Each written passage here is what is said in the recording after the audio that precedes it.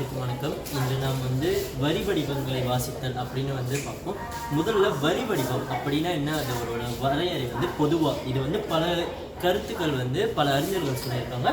அவற்றுள் முதலாவதாக சொற்களின் ஒலிகளை பிரதிநிதிப்பது டிமித்ரியோஸ் மெலத்திஸ் அவர் சொல்லியிருக்காரு.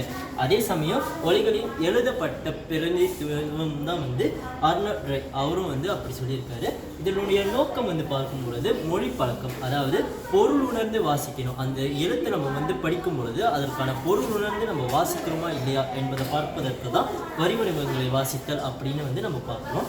அடுத்து ஒலிப்பு முறைகளை குறிப்பிட்ட சொல்லின் மூலம் நம்மளால அறிந்து கொள்ள முடியும்.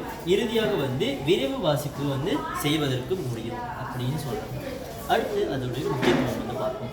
முதலாவதாக பொருளின் தன்மைக்கு ஏற்ப எழுத்து, சொல், சொற்றொடர் ஆகியவற்றின் வடிவத்தை புரிந்து கொண்டு நம்மளால வாசிக்க முடியும். உதாரணத்திற்கு பழம், பா, ரா, இம், அதை மூன்று நம்ம ஒரு சொல்லா எப்படி எழுத்துலேருந்து சொல்லா மாற்றி நம்மளால வாசிக்க முடிவதற்கு வரி வடிவங்களை வாசித்தல் அந்த யுக்தி நம்ம பயன்படுத்த முடியும். அடுத்ததாக சரியான ஒலிப்பு முறைக்கு ஏற்றவாறு நம்ம சரியான வரி வடிவத்தை புரிந்து கொள்ள முடியும். அடுத்ததாக வரி வடிவத்தின் இடைவெளிக்கு ஏற்ப நம்மளால வாசிக்க முடியும்.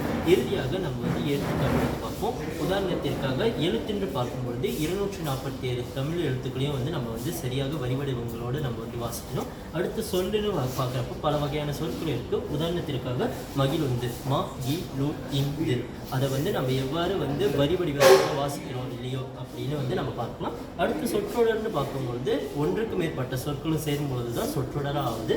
அதனால உதாரணத்திற்காக நமது முதலாளி, அது 2 சொற்கள் சேர்றதுனால அதை நம்ம சொற்றொடராக பார்க்க முடியும். இத்துடன் என்னுடைய படைப்பை முடித்துக் கொள்கிறேன். நன்றி.